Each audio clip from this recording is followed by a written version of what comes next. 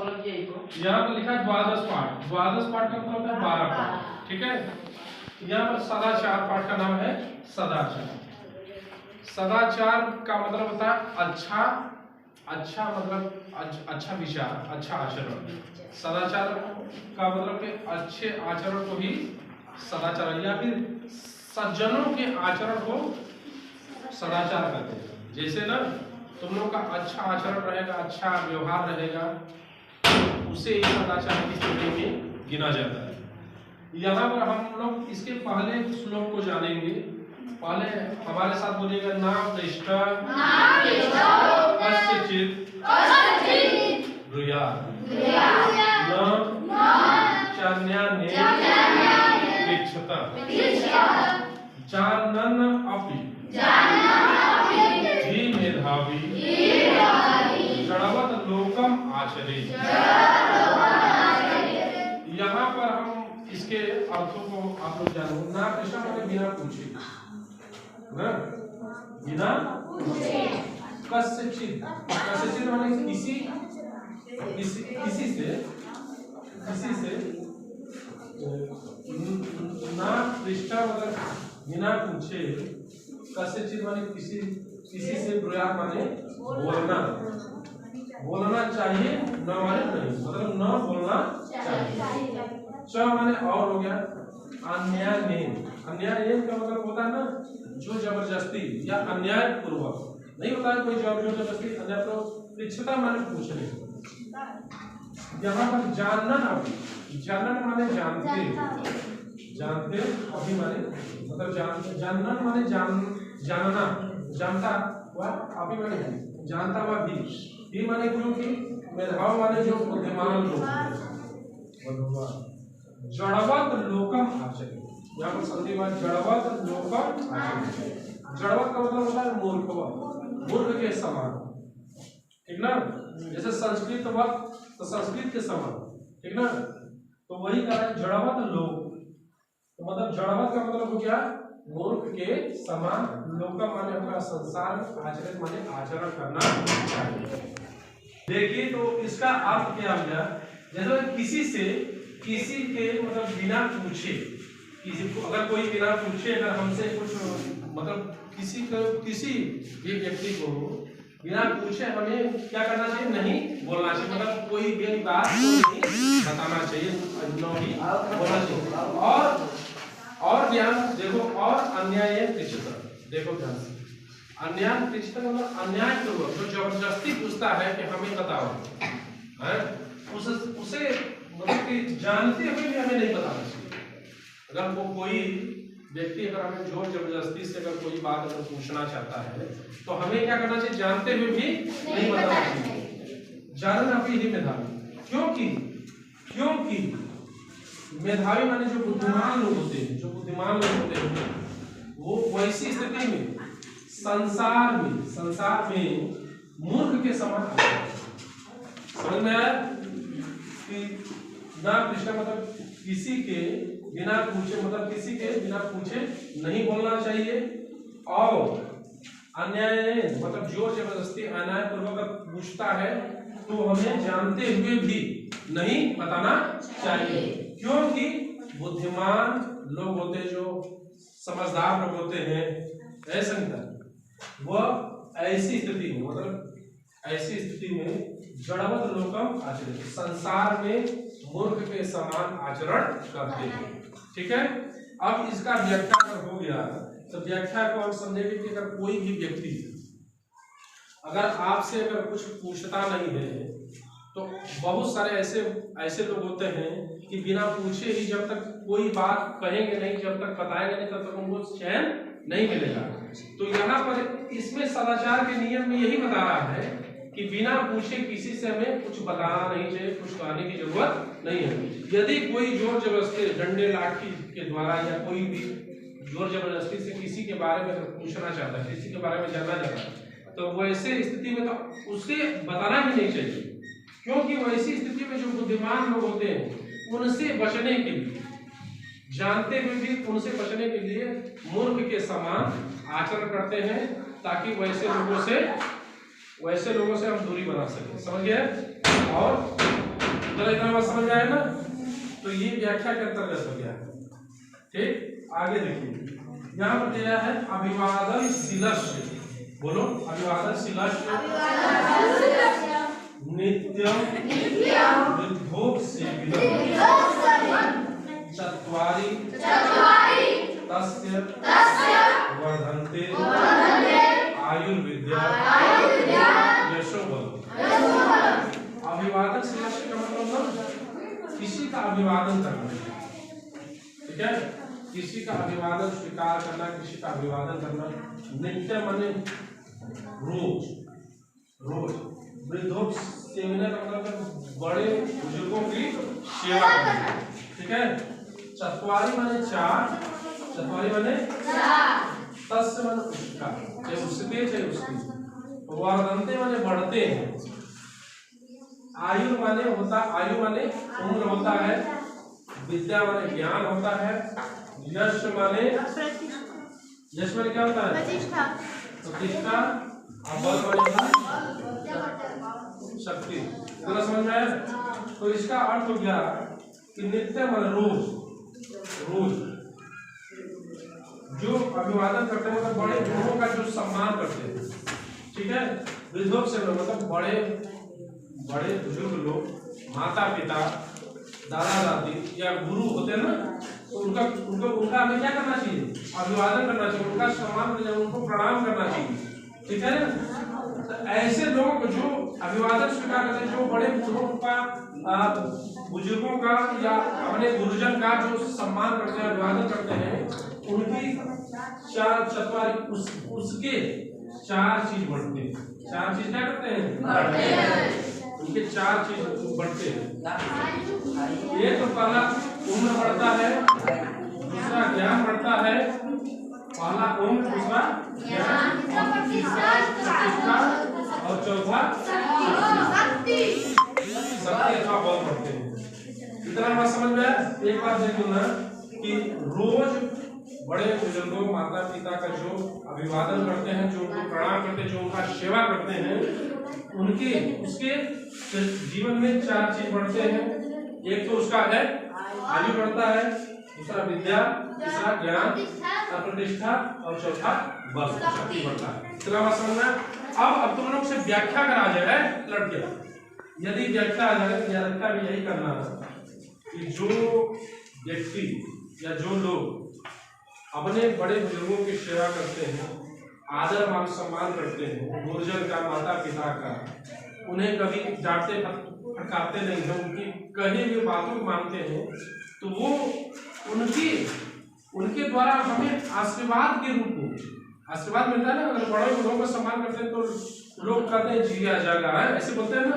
तो किसी न किसी का कुछ ना कुछ हमें सम्मान होता है और उसके जीवन में हमें से आयु उसका मतलब उन्हीं के आशीर्वाद, उन्हीं की सेवा से हमें उसका फल के रूप में हमारा आयु भी, उम्र भी बढ़ता है, ज्ञान भी बढ़ता है, यश भी बढ़ता है और शक्ति भी बढ़ता है। समझ गए ना? इसी प्रकार आप लोग के जीवन में, इसलिए हमें बड़े लोगों, बुजुर्ग लोगों की सेवा करनी चाहिए, उनकी बात को मानना चाहिए और उन्हें तनिक भी कष्ट और दुख नहीं पहुंचाना चाहिए, ताकि हमारा जीवन और भी प्रकाशित हो सके। सदाचार का हम लोग तीसरा श्लोक पढ़ेंगे और उसका अर्थ को जानेंगे। जैसे लिखा है, बोलो वित्तम, बोलो वित्तम बंधु वय कर्म विद्या भवति पंचमी एतानि मान स्थानानि गर्यो यदुत्तरम। यहाँ पर आप लोग देखिएगा कि वित्तम माने होता है धन। इसका अर्थ को देखिए, वित्तम माने क्या होता है? बंधु माने सगा संबंधी परिवार होता है, ठीक है। बंधु माने क्या होता है? सगा संबंधी परिवार है। थोड़ा ध्यान से देखना। वय माने होता है आयु, चाहे उम्र होता है। और कर्म माने कर्म होता है, कोई काम होता है, कर्म हो। विद्या माने होता है ज्ञान। और भवती माने आप लोग जानते हो होना होता है। पंचमी माने पांच। एतानी माने ये सब मान स्थानी, जो माननी, जो सम्मान के जो पात्र होते हैं जो सम्मानित होते हैं। गरियो माने श्रेष्ठ होता है। ए लड़कियां, यद यद उत्तरम, जैसे जैसे उत्तर माने बाद। ठीक है। अब यहाँ पर कहने का ये मतलब नीति सार का कहना ये है कि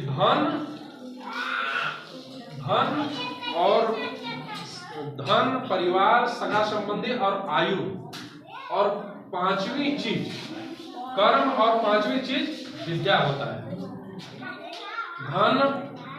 धन सगा संबंधी परिवार, धन से बड़ा कौन होता है? उम्र, कर्म और उसमें पांचवी चीज क्या होती है? विद्या होती है। ठीक ना, बात समझ रहे हो कि एक तो धन परिवार, उम्र और कर्म और पांचवी चीज विद्या होती है। ये सब मतलब कि सम्मान के जो सम्मानित, ये सब सम्मानित व्यक्तियों में गरियों माने एक के बाद यदि जैसे जैसे एक के बाद जैसे जैसे ये बाद में बढ़ते जाते हैं, जैसे जैसे बाद होते हैं और ये सब में एक के बाद क्या होते हैं? श्रेष्ठ होते हैं। समझ में आया कि ये सब एक के बाद एक दूसरे से श्रेष्ठ होते हैं। जैसे कहने का मतलब ध्यान से, धन ये सब पांचों चीजें श्रेष्ठ है, पांचों चीजें श्रेष्ठ है, लेकिन पांचों में एक के बाद एक का महत्व और बढ़ जाता है। जैसे धन से बड़ा हमारा परिवार होता है।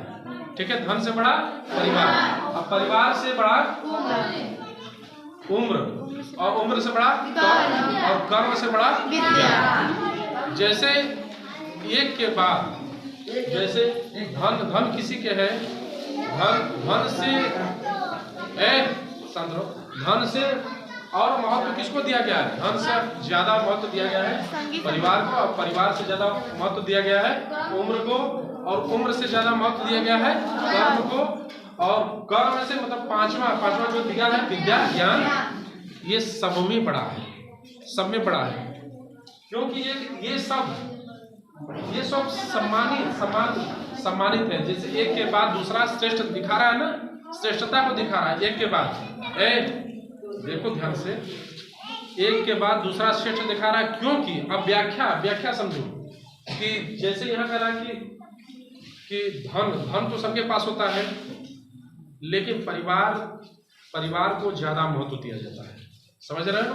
अब परिवार को ज्यादा महत्व, परिवार में उम्र में जो बड़े लोग होते हैं, बड़े लोग नहीं होते हैं, तो बड़े लोग को और श्रेष्ठता दिया गया है। और श्रेष्ठता में सबसे बड़ा कर्म हो। अगर हम अच्छा कर्म करेंगे तो हमारी अच्छा ना मान सम्मान होता है। और वो कर्म के साथ साथ विद्या और श्रेष्ठ।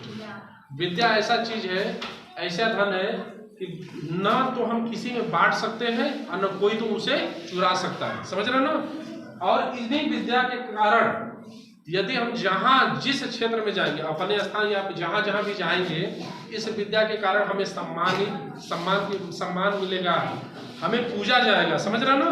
तो सबसे ज्यादा इसमें अगर सबसे महत्वपूर्ण है तो विद्या है। तो वही कह रहा है कि ये सब एक के बाद दूसरा क्या है? श्रेष्ठ है। समझ गया ना?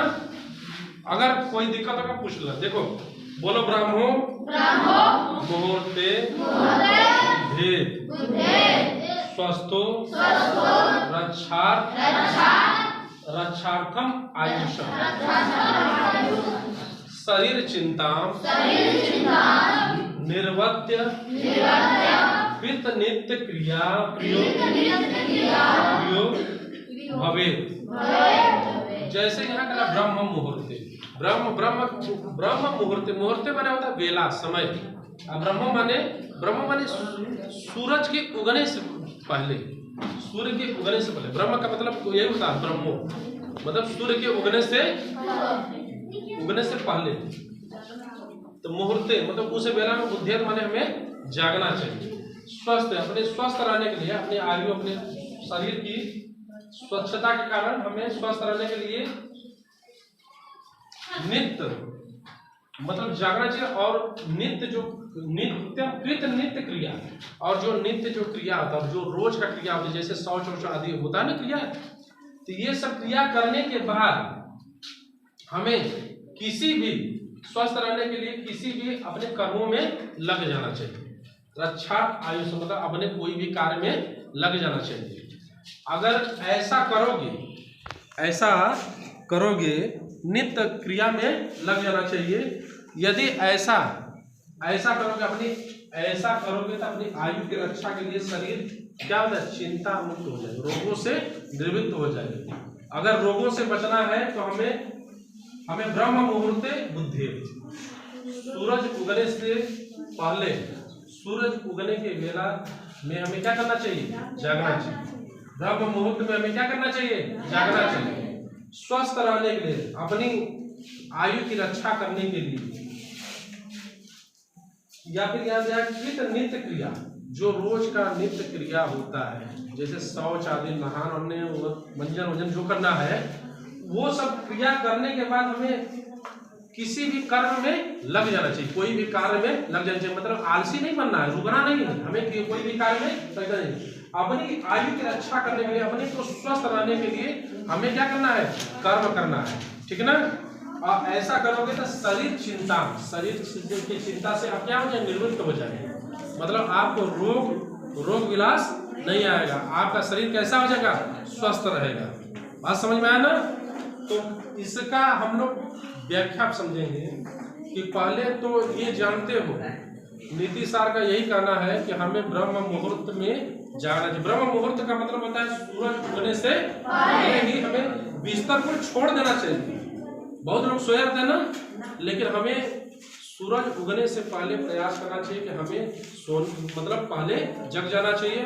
और जागने के बाद जो भी नित्य क्रियाएं हैं उसे हमें तो सारे लोग करते हैं। नित्य क्रिया करने के बाद शौच आदि या मंजन या फिर नहान जो भी करने के बाद हमें कोई भी कार्य में लग जाना, अपने शरीर की आयु की रक्षा करने के लिए हमें कोई भी कार्य में लग जाना चाहिए। अगर हम ऐसा करेंगे तो हमें कोई भी रोग विलास नहीं आएगा। कोई भी नहीं होता है, बहुत लोग रोगों से ग्रस्त हो जाते हैं, लेकिन हमें कोई भी रोग विलास नहीं आएगा। तो इसलिए हमें ब्रह्म मुहूर्त में जागना चाहिए और नित्य क्रिया करने के बाद कोई भी कार्य में लग जाना चाहिए। शरीर की रक्षा मतलब शरीर की रक्षा करने के लिए, अपने उम्र शरीर और आयु की रक्षा करने के लिए, स्वस्थ रहने के लिए किसी भी कार्य में लग जाना चाहिए। जो ऐसा करते हैं वह शरीर की चिंता से मुक्त हो जाते हैं और वह कैसे हो जाते हैं, स्वस्थ हो जाते हैं, ठीक है।